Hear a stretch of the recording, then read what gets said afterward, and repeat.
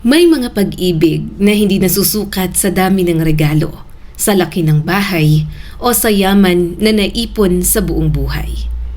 Minsan, ang tunay na pag-ibig ay makikita sa simpleng tasa ng kape sa umaga, sa isang kamay na umaalalay habang tumatawid sa kalsada, sa isang asawang kahit kulubot na ang mukha at nanghihina na ang katawan, ikaw pa rin ang unang hinahanap pagkagising. Ganoon ang pag-ibig ni Estela Melendez at Manuel Gonzalez. Sa isang maliit at tahimik na komunidad malapit sa baybayin ng La Boca, Chile, namuhay ang mag-asawang ito ng payak, ngunit puno ng pagmamahalan. Hindi sila mayaman, wala silang malaking mansyon, wala rin silang magagarang sasakyan o mamahaling gamit. Ngunit mayroon silang isa't isa. Si Manuel ay isang mangingisda at bangkero. Sanay ang katawan niya sa alat ng dagat, sa init ng araw at sa lamig ng madaling araw. Araw-araw, bumabangon siya ng maaga upang maghanap buhay.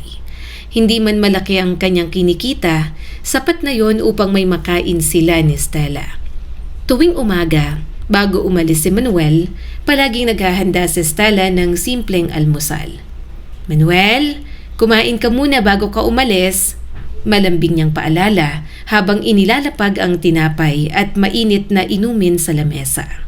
Ngumingiti naman si Manuel habang hawak ang lumang sombrero. "Kapag ikaw ang naghanda, Stella, kahit simpleng tinapay lang parang handaan na sa akin." Napapailing si Stella, ngunit hindi niya maitago ang ngiti. "Bolero ka pa rin hanggang ngayon." "Hindi ako bolero," sagot ni Manuel habang marahang hinahawakan ang kamay ng asawa. "Mahal lang talaga kita." Sa loob ng maraming taon, ganoon ang buhay nila. Simple, tahimik, paulit-ulit sa paningin ng iba. Pero para sa kanila ay sapat na yon. Lumipas ang mga dekada, tumanda ang kanilang mga mukha, nangulubot ang kanilang mga kamay, nanghina ang kanilang mga katawan. Ngunit ang pagmamahalan nila ay nananatiling matibay. Umabot sa 74 na taon ang kanilang pagsasama bilang mag-asawa. 74 na taon ng tawanan, 74 na taon ng pagtitiis, 74 na taon ng pagharap sa unos ng buhay. Ngunit sa kabila ng mahabang pagsasama nilang yon, may isang pangarap na hindi kailanman natupad: ang magkaroon ng anak. Noong bata pa sila, madalas nilang pag-usapan yon. Habang nakaupo sa labas ng kanilang bahay, pinagmamasdan nila ang mga batang naghahabulan sa daan. Ang iba ay tumatawa, ang iba ay umiiyak, ang iba naman ay tinatawag ang kanilang mga magulang. Sa mga sandaling yon, tahimik na napapatingin si Stella. "Manuel," mahina niyang sabi minsan, "sa tingin mo, magiging mabuting ina kaya ako?" Agad siyang nilingon ni Manuel. "Bakit mo naman naitanong yan?" Tumingin si Stella sa mga batang naglalaro sa malayo. "Wala lang. Naisip ko lang, paano kaya kung may anak tayo? Paano kaya kung may batang tatakbo papasok dito sa bahay? Tatawag sa atin ng mama at papa." Saglit na natahimik si Manuel. Pagkatapos ay ngumiti siya, pero may lungkot sa kanyang mga mata. "Sigurado akong magiging pinakamabuti kang ina, Stella." "Pero bakit?" Naputol ang boses niya. "Bakit hindi dumadating?" Walang naisagot si Manuel. Sa halip, lumapit siya sa asawa at niyakap ito. Hindi ko alam," bulong niya. "Pero kahit ano pang mangyari, ikaw ang pamilya ko." Maraming taon nilang hinintay ang biyayang yon. Umasa sila, nanalangin, nagpatingin, nagtiis sa mga tanong ng ibang tao. "Oh, Stella, kailan kayo magkakaanak?" "Sayang naman, ang tagal nyo ng mag-asawa." "Wala ba talagang problema?" Bawat tanong ay parang maliit na karayom na tumutusok sa puso ni Stella. Ngumingiti siya sa harap ng tao, pero sa likod ng pinto, tahimik siyang umiiyak. May mga gabi na hindi siya makatulog. Nakahiga siya sa tabi ni Manuel, nakatitig sa kisame habang pilit pinipigilan ang kanyang luha. "Manuel," bulong niya isang gabi, "may kulang ba sa akin? Bumangon si Manuel at hinawakan ang mukha ng asawa. Huwag mong sabihin yan. Pero ako ang hindi mabuntis. Umiiyak niyang sabi. Ako ang dahilan kung bakit wala tayong anak. Umiling si Manuel. Hindi ka dahilan ng lungkot ko, Estela.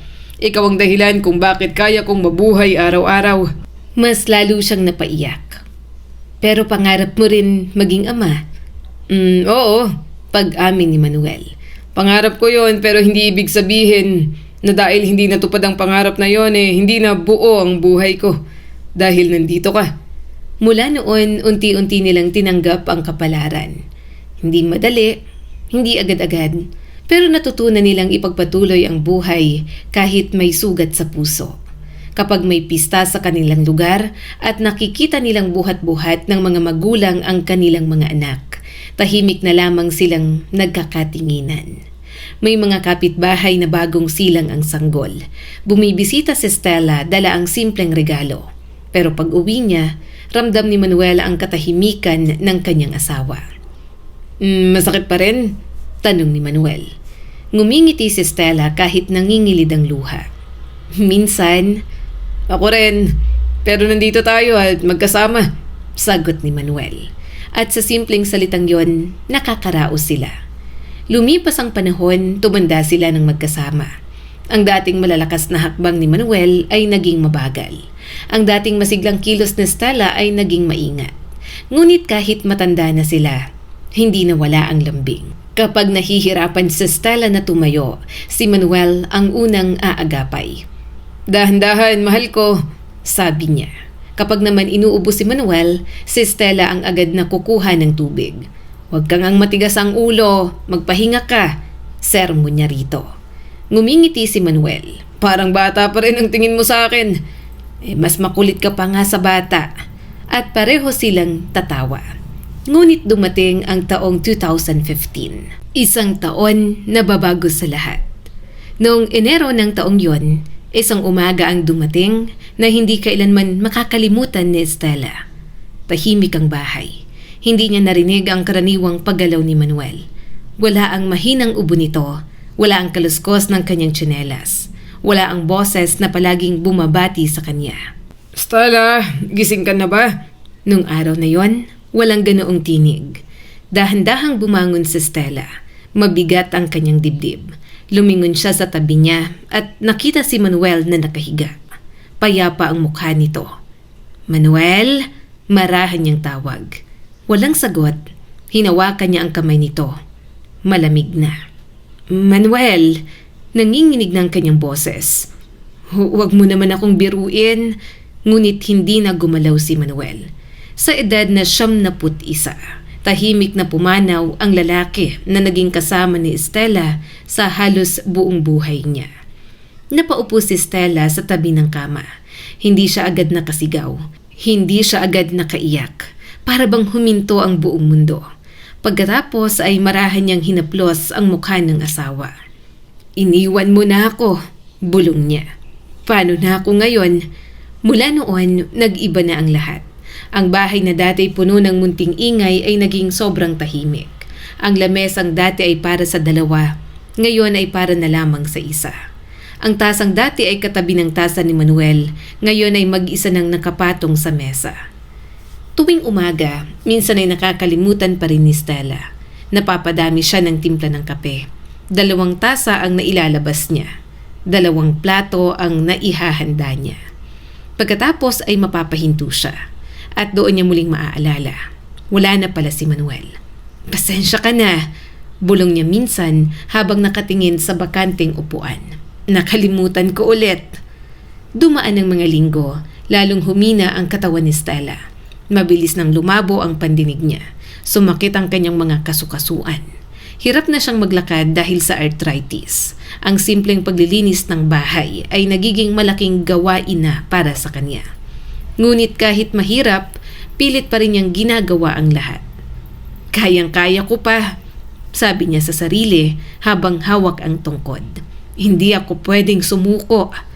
Pero may mga bagay na kahit gaano kalakas ang loob ng tao, hindi kayang pigilan ng katawan. Isang araw, habang inaayos ni Stella ang ilang gamit sa loob ng bahay, bigla siyang nawala ng balanse. Sumabit ang kanyang paa. Bago pa siya makakapit, bumagsak siya sa sahig. Malakas ang pagkakatama niya. Aray! Daing niya. Nanginginig ang kamay habang sinusubukang bumangon. Ngunit hindi agad siya makatayo. Sa sandaling yun, ramdam niya ang bigat ng pag-iisa. Kung dati isang tawag lang niya kay Manuel, naroon na ito. Kung dati may kamay na aalalay sa kanya, ngayon wala na. Manuel! Bulong niya habang nakahiga sa malamig na sahig. Kung nandito ka lang sana. Makalipas ang ilang sandali, napilitan siyang humingi ng tulong. Isang kaibigan ang naghatid sa kanya sa ospital. Hindi yun malapit. Kailangan nilang bumiyahe ng malayo papunta sa Claudio Vicuña Hospital sa San Antonio. Habang nasa sasakyan, tahimik si Stella. Nakatingin siya sa labas ng bintana. Pinapanood ang daang tila walang katapusan. Kinakabahan ka ba, Stella? Tanong ng kaibigan niya. Bahagya siyang umiti. Matanda na ako. Siguro normal lang na may sumasakit na sa kung saan-saan. Pero mabuti nang masiguro. Tumango si Stella. Oo, mabuti nang malaman kung may mali ba o anuman. Hindi niya alam na ang pagbisitang yun sa ospital ay hindi lamang tungkol sa pagkahulog niya. Pagdating sa ospital, agad siyang sinuri ng mga doktor. Dahil sa edad niya, hindi nila pwedeng baliwalain ang pagkahulog. Kailangan siyang ipa-x-ray upang masiguro na walang seryosong pinsala. Ma'am Stella, maingat na sabi ng doktor. Kailangan po naming tingnan ang buong katawan ninyo para makasiguro lang.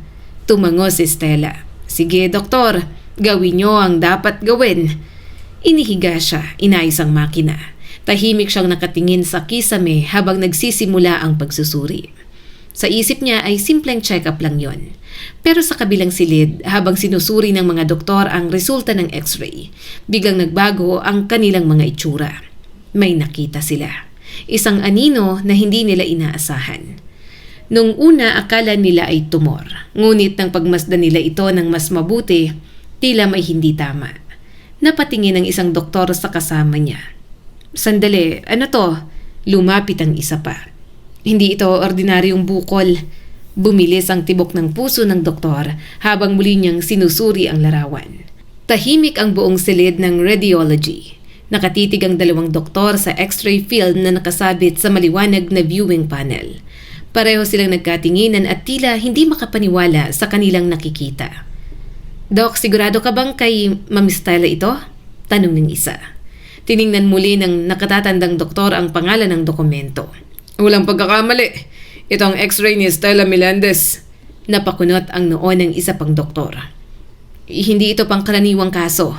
Muli nilang sinuri ang larawan. Hindi ito kahawig ng karaniwang bukol. May malinaw na hugis. Parang isang maliit na katawan ng tao. Nagkatinginan silang muli. Huwag muna nating sabihin sa pasyente, mahinang sabi ng senior doctor. Kailangan muna nating makasiguro. Samantala, walang kaalam-alam si Stella. Tahimik siyang nakaupo sa examination room habang hinihintay ang resulta. Hawak niya ang kanyang tungkod at paminsan-minsan hinihimas ang lumang singsing na ibinigay noon ni Manuel. Parang nararamdaman niya rin na kasama pang asawa. Manuel, sana nandito ka ngayon. Lagi mo akong sinasamahan sa doktor noon. Napangiti siya ng mapait. Bigla niyang naalala ang isang eksena, maraming dekada na ang nakalipas. Noon ay mas bata pa sila. Magkahawak silang naglalakad pa uwi matapos magpatingin sa isang manggagamot. Pasensya ka na Manuel. Umiiyak noon si Stella. Sinabi na naman nilang baka hindi na talaga tayo magkaroon ng anak. Huminto si Manuel at marahan itong pinunasan ang luha ng asawa. Tingnan mo ako. Hindi ka nabigo bilang asawa. Pero hindi rin nabawasan ang pagmamahal ko sa'yo. Kung bibigyan man tayo ng anak, magpapasalamat tayo at kung hindi naman, ikaw pa rin ang pipiliin kong makasama habang buhay. Makalipas ang ilang minuto, muling tinawag ng doktor ang kanyang mga kasamahan. Nakapag-request na ba tayo ng panibagong x-ray? Opo, kailangan nating ulitin. Lumipas ang ilang sandali, muling isinailalim si Stella sa pagsusuri. Ma'am Stella, magalang na sabi ng nurse. Sandali lang po, kailangan lang namin ulitin ang kuha. Napangiti si Stella. Bakit? Pangit ba ang unang picture ko? Napatawa ng bahagya ang nurse. Ay, hindi naman po. Gusto lang po makasiguro ng doktor. Wala naman sigurong seryoso. Hayaan na lang po natin na doktor ang magsabi. Tumango na lamang ang matanda. Sa edad niyang 71, marami na siyang pinagdaanan. Hindi na siya madaling mataranta. Pero sa pagkakataong yon, ang mga doktor ang mas kinakabahan kaysa sa kanya. Lumabas ang pangalawang x-ray. Mas malinaw, mas detalyado, at doon tuluyang napatigil ang lahat ng nasa silid. Tahimik, walang nagsasalita. Isa sa mga batang doktor ang halos mapasandal sa upuan. Hindi ako makapaniwala. Totoo ba talaga to? Tumango ang senior doctor. Wala nang duda. Hindi to tumor. Ano po kung ganon? Isa itong calcified fetus. Napatakip ng bibig ang isa sa mga nurse. Doc, ibig sabihin ba? Tumango ang doktor. Oo. Technical na buntis si Stella noon. Yun nga lang, hindi nabuo ang sanggol. Hindi makapagsalita ang lahat. Sa loob ng maraming taon ng kanilang propesyon, ngayon lamang sila nakakita ng ganitong kaso. Ilang oras pang lumipas habang masusing pinag-aaralan ng mga espesyalista ang resulta. Sinuri nila ang laki, ang kondisyon, ang edad nito, at nang matapos ang lahat ng pagsusuri, isa pang nakakagulat na katotohanan ng lumabas. Batay sa pagsusuri, mahigit 60 taon na itong nasa loob ng kanyang katawan. Parang nanlamig ang buong silid. 60 years? Opo. Posibleng nangyari pa ito nung bata pa siya. Walang makapaniwala. 60 taon. Habang iniisip ni Stella sa buong buhay niya na hindi siya kailanman nabuntis, may isang lihim palang nananatili sa loob ng kanyang katawan sa lahat ng panahon na yon. Ipinatawag ng doktor si Stella. Magalang itong nakaupo sa harap niya. Ma'am Stella, gusto ko sanang kausapin kayo tungkol sa resulta. Ngumiti ang matanda. May bali ba ako, Doc? Wala po. Ay, salamat naman sa Diyos. Ngunit hindi ngumiti ang doktor. Doc, may problema ho ba? Huminga ng malalim ang doktor. May nakita po kami sa inyong tiyan. Yung tumor ko ba? Dahan-dahang umiling ang doktor. Hindi po yung tumor. Kung ganon, ano ho yun? Napakunot ang noo ng matanda. Ilang segundo ang lumipas bago nagsalita ang doktor. Ma'am Stella, batay sa lahat ng pagsusuri, kayo po ay minsang nagdalang tao. Parang tumigil ang paghinga ni Stella. Hindi siya agad nakasagot. Hindi niya alam kung tama ba ang kanyang narinig. Ano pong ibig ninyong sabihin? Nagbuntis po kayo? Hindi pwede yon. Sinabihan akong baog ako. Sinabi nilang hindi ako magkakaanak. Imposible. Tahimik na yumuko ang doktor. May mga salitang napakahirap sabihin at ito ang isa sa mga pinakamahirap. May isa po kaming kailangang ipaliwanag sa inyo. May isang napakabihirang kondisyon po. Napakakaunti lamang ng mga babaeng nakakaranas nito sa buong mundo. Napatingin si Stella. Ano pong kondisyon yon? Huminga ng malalim ang doktor. Tinatawag po itong lithopedion. Tahimik lang ang matanda. Hindi niya kailanman narinig ang salitang yon. Kailanman ay wala pa pong nagsabi sa akin yan. Tumango ang doktor. Dahil napakabihira po nito. Nangyayari ito kapag ang sanggol ay hindi nabuo sa loob mismo ng matres. Sa halip, ito ay nabubuo sa ibang bahagi ng tiyan. Napahawak si Stella sa kanyang bibig. At kapag nangyari yon, napakataas ng panganib sa ina at sa sanggol. Sa maraming pagkakataon, hindi nabubuhay ang bata. Unti-unting pumikit si Stella. Parang bawat salita'y unti-unting bumabaon sa kanyang puso. Kapag hindi naalis agad at hindi na kayang i-absorb ng katawan, unti-unti itong nababalutan ng calcium. Parang bato. Tahimik ang buong silid. Doc, ibig sabihin may bata talagang nasa loob ko. Pagkumpirma pa ni Stella. Opo, at base sa pagsusuri, mahigit 60 years na po siyang naroon. Parang tumigil ang mundo. Hindi na napigilan ni Stella ang kanyang sarili. Bigla siyang napayuko. Mahigpit niyang niyakap ang sarili habang tuluyang bumuhos ang kanyang mga luha. 60 taon. Hindi ko alam. Hindi ko man lamang nalaman. Tahimik na yumuko ang doktor. Wala siyang maibigay na salitang makakapagpagaan ng sakit na nararamdaman ng matanda. Manuel, Biglang napabulong si Stella. Kung buhay lang sana si Manuel, buong buhay namin, yun lang ang pinagdasal namin. Isang anak, kahit isa lang. Nangako pa kami noon, hindi namin siya palalakihing spoiled. Tuturuan namin siyang maging mabuting tao. Pag-aaralin namin kahit mahirap kami. Gagawin namin ang lahat. Pero buong buhay naming inisip na baog ako. Palagi kong sinisisi ang sarili ko. Palagi kong iniisip na ako ang dahilan. Napaluha rin ang nurse na naroon sa silid. Ramdam niya ang sakit ng matanda. Tahimik na lumapit ang doktor. Ma'am Stella, may gusto po sana akong sabihin. Hindi po ninyo kasalanan ang nangyari. At hindi rin niyo ito malalaman noon dahil napakabihira po ng kondisyong ito. Nung mga panahong yun ay hindi pa ganun kaunlad ang teknolohiya. Baka kahit ang mga doktor noon ay hindi rin ito nakita. Napaluha si Stella. Kung nalaman lang sana namin, masaya sana si Manuel. Napangiti siya habang umiiyak. Alam mo ba, Dok, tuwing may batang dumadaan sa harap ng bahay namin, palagi niyang sinasabing, tingnan ko raw, kung may anak kami, siguro ganun na kalaki. Napatawa siya ng kaunti sa pagitan ng kanyang mga luha. Minsan pa nga'y nag-aaway kami. Sabi ko kung lalaking anak namin ay gusto kong maging mangingisda katulad niya. Tapos sabi niya hindi daw, gusto daw niyang maging teacher. Napatawa si Stella. Tapos nagtatawanan lang kami. Unti-unti ring napangiti ang doktor. Sa unang pagkakataon mula nang magsimula ang usapan, hindi puro lungkot ang namayani, kundi magagandang alaala. Ngunit ilang segundo lamang yon dahil agading bumalik ang realidad.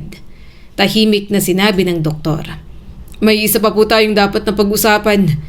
Nasa loob pa rin po ng inyong katawan ang calcified fetus at dahil sa edad ninyo, kailangan nating pag-isipang mabuti ang susunod na hakbang. Ibig sabihin ho ay ooperahan ako. Ang karaniwang ginagawa ay operasyon upang alisin ang calcified fetus. Ayun din ho ba ang gagawin ninyo sa akin? Natahimik ang doktor. Ilang segundo siyang hindi nakapagsalita. Maya-maya'y umiling ito. Hindi po. Dahil sa edad ninyo, kayo po ay 91 years old na.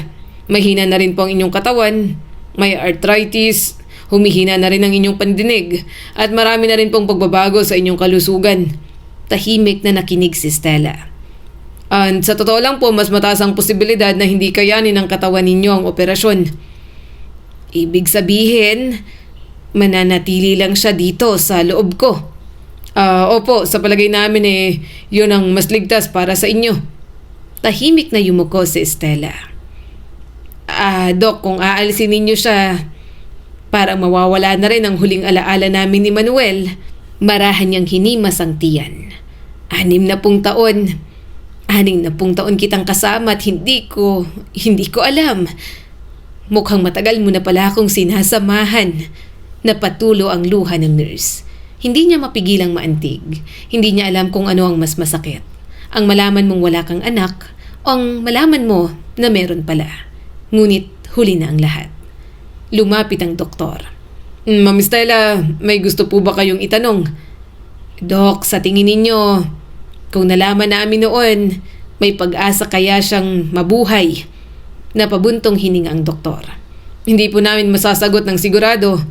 Napakaraming taon na po ang lumipas at iba na rin ang medisina noon. Ngunit isang bagay ang tiyak. Hindi po ninyo kasalanan. Tahimik na tumango si Stella. Parang yun lamang ang kailangan niyang marinig. Hindi niya kasalanan, hindi rin kasalanan ni Manuel. Hindi sila nagkulang bilang mag-asawa. Hindi sila nagkulang magmahal. Nagkataon lamang na may isang napakabihirang kondisyon na hindi nila nalaman sa loob ng napakaraming taon. Habang naghahanda ng umuwi si Stella, muli niyang nilingon ng doktor. Maraming salamat. Napangiti ang doktor. Para saan po? Dahil sinabi ninyo ang totoo. Kahit masakit, mas mabuti ng alam ko. Sa buong buhay ko, akala ko'y wala akong naging anak.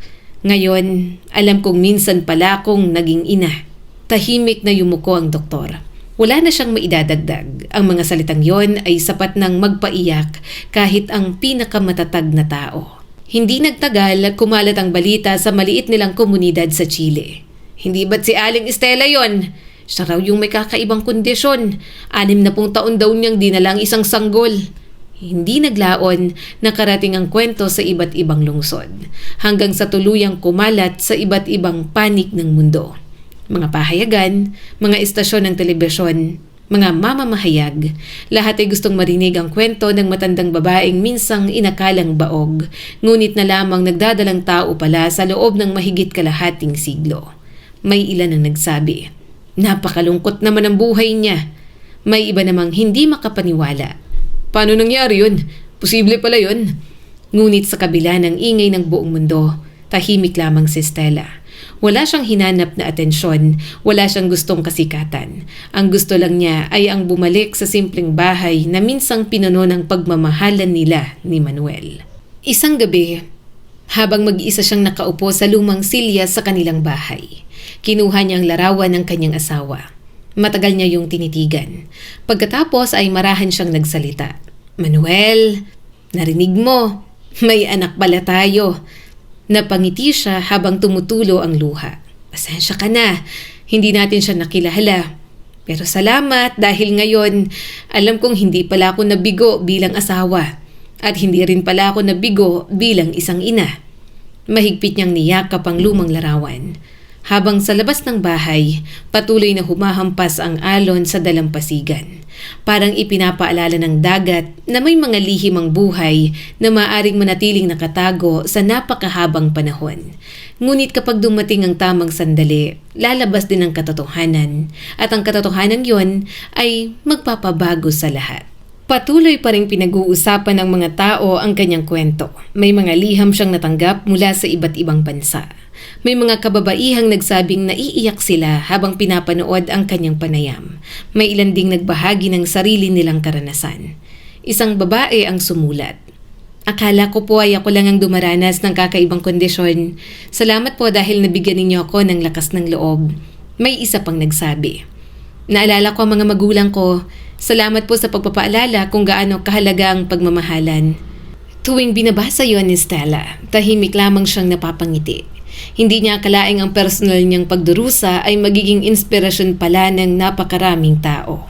Minsan, habang nakaupo siya sa harap ng kanilang bahay, pinagmamasdan niya ang paglubog ng araw.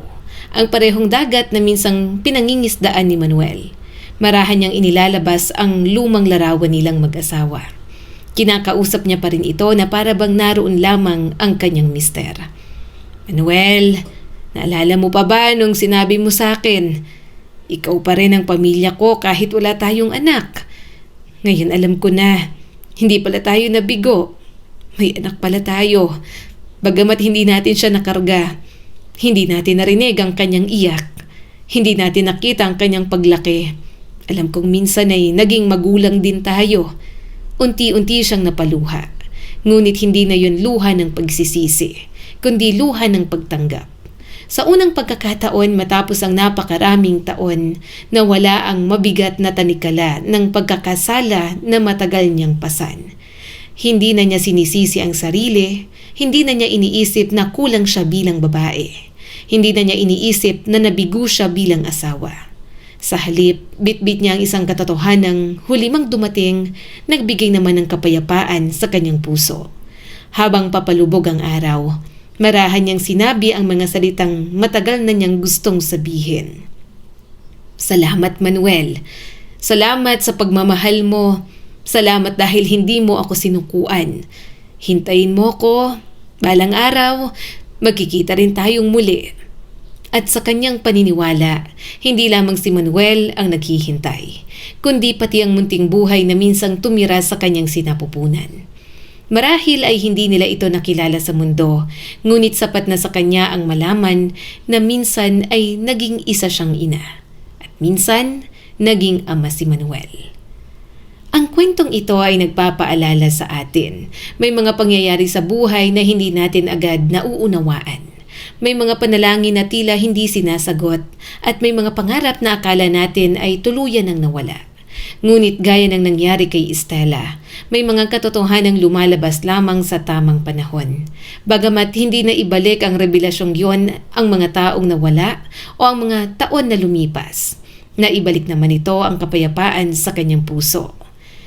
Hindi nasusukat ang pagiging mabuting asawa o mabuting magulang sa dami ng anak, sa yaman o sa haba ng buhay. Nasusukat ito sa pagmamahal na ibinibigay natin araw-araw. Sina Stella at Manuel ay maaring hindi nabigyan ng pagkakataong mapalaki ang kanilang anak. Ngunit ipinakita nila sa buong mundo ang isang pag-ibig na tumagal ng 74 na taon, isang pag-ibig na hindi tinalo ng kahirapan, kalungkutan o maging ng kamatayan. At marahil yon ang pinakamahalagang aral ng kwentong ito. Ang tunay na pag-ibig ay hindi laging nasusukat sa kung ano ang naaabot ninyo bilang mag-asawa. Minsan nasusukat ito sa pananatili ninyo sa tabi ng isa't isa, kahit hindi naging perpekto ang buhay, sapagkat ang pagmamahal na totoo ay hindi kailanman nasasayang. Muli ako si Skylar at sana ay may bago na naman kayong natutunan sa kwento natin ngayon. Maraming salamat po.